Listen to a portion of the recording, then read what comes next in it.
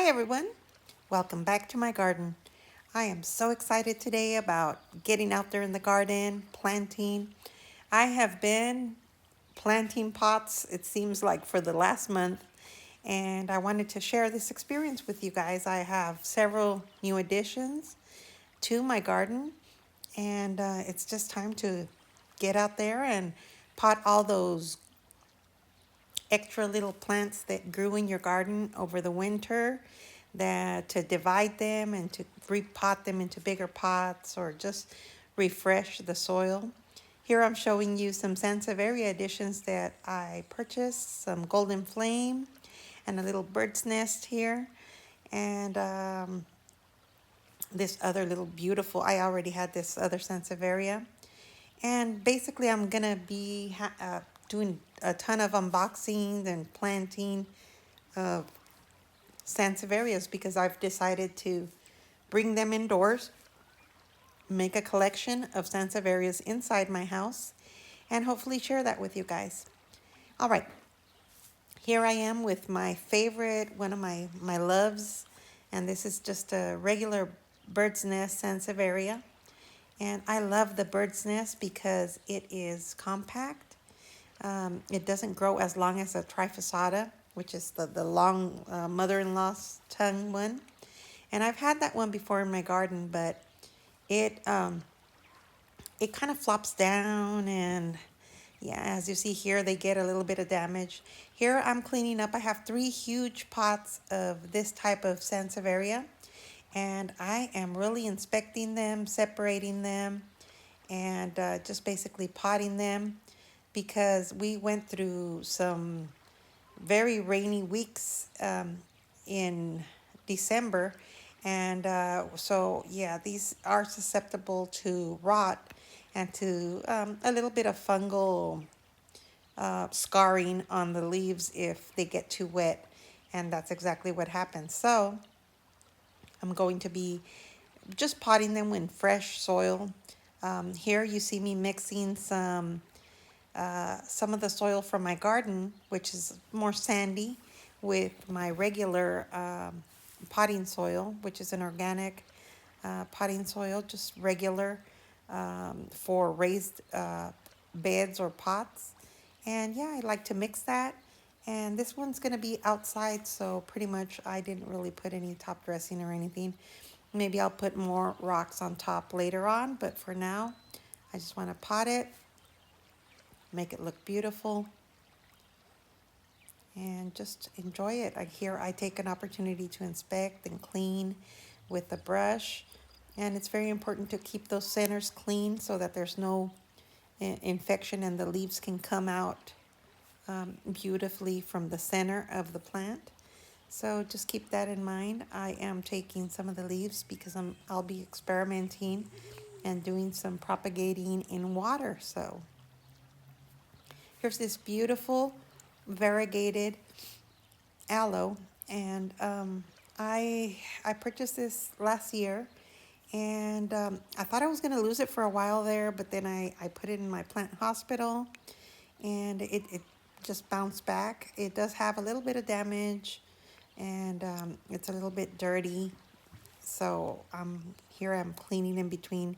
That's one of the pains of the aloes, that once that debris gets in between the leaves, it's kind of hard to remove it, but you have to take the opportunity to flip these upside down if you can, if you don't have any soil.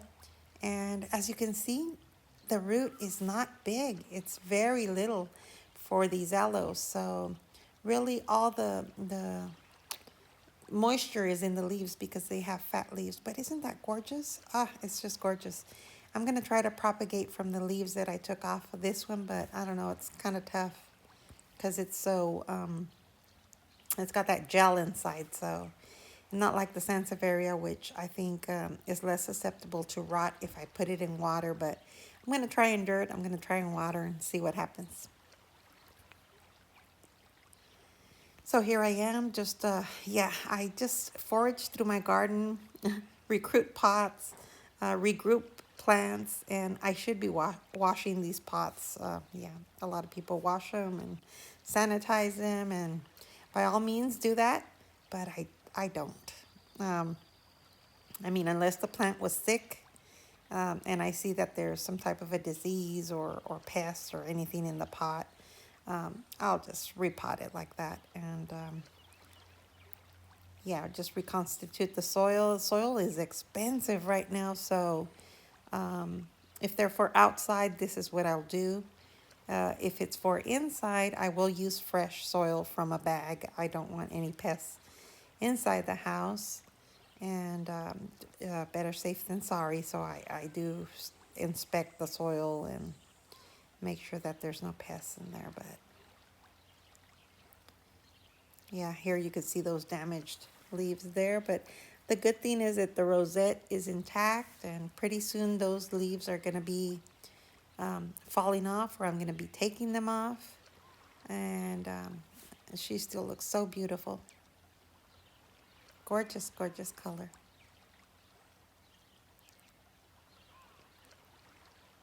As you can see, this pot has really survived the elements. I think I painted it maybe 2-3 years ago, and it's still looking beautiful. I mean, yeah. So I wanted to try it and test it out, and I might put some for sale on my Etsy store. And it's just adds to your garden to have a little bit of an art piece in there. Okay, so this is my starfish aloe, starfish Sansevieria. Isn't it gorgeous? Oh my goodness. It was so tiny when I purchased it. Now look at all those babies that it has. It has tons, and I mean, I am going to be separating it and bringing some inside, leaving some outside. And yeah, this is what's so awesome about these plants, that yes, they are expensive. It's an investment initially, but after a couple of years, you'll be seeing the fruits of your labor of taking care of them and giving them love, and they just reproduce and give you joy, and you have gifts forever. You can gift them to friends, to family, or just bring them inside, put them in your garden, and it's just a joy to tend for these plants. They're not finicky at all. They do well as long as you don't expose them to too much moisture and to direct sun. Sansevierias like indirect light.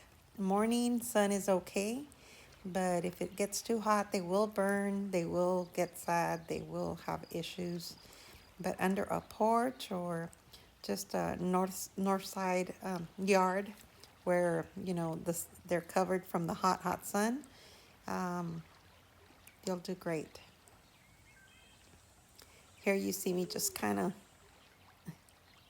mixing soil, just trying to get that nutritious new soil mixed in with the old stuff and with the garden soil.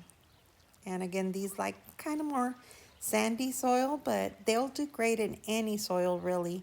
I wish I had more perlite, because I would add it to the soil. But if not, I mean, basically any soil works as long as you have drainage holes for your pots and you know how to water them. And basically this is the same care of like a succulent.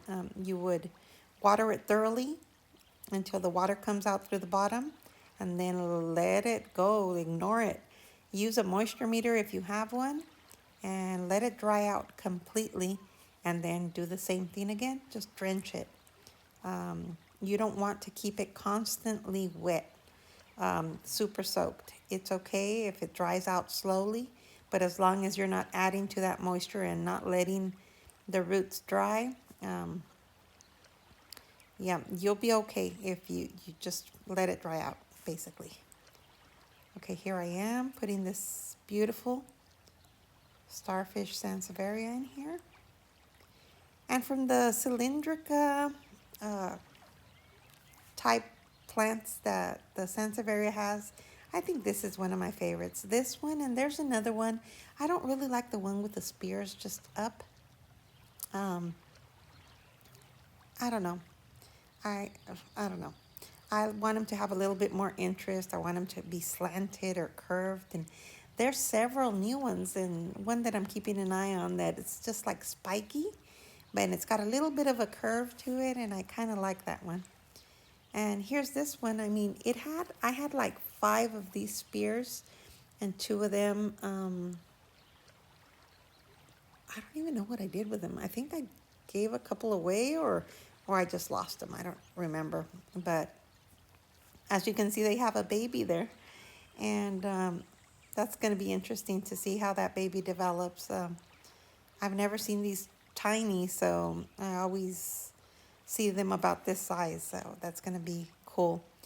Here I'm potting it in a way too big pot, but it's not going to be its forever pot. I just want to get it in the dirt, in the soil, and so it'll get that nutrition because it's got a baby. And I have another type of pot in mind for it. So in the meantime, I'm just going to put it in this pot. And just make sure that you pack the dirt around the plant really well so that it stands up straight, because again, these plants do not have a lot of root.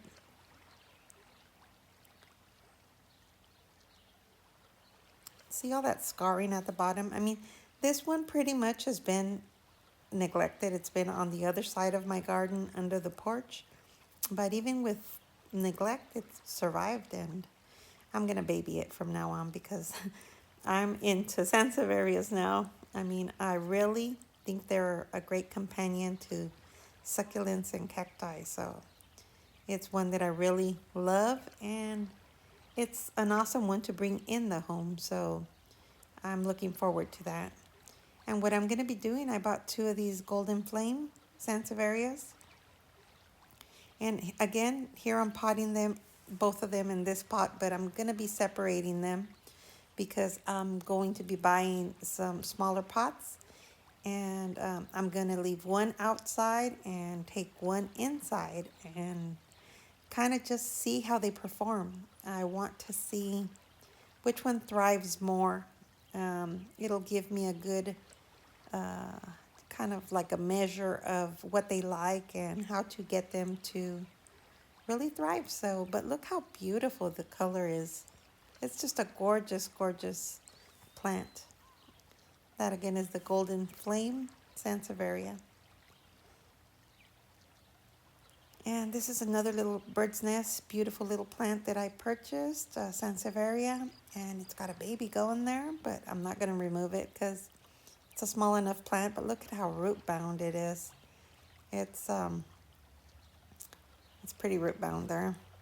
I'm going to stick it in here, even though I could have ruffled up the roots a little bit, but I think it'll be just fine.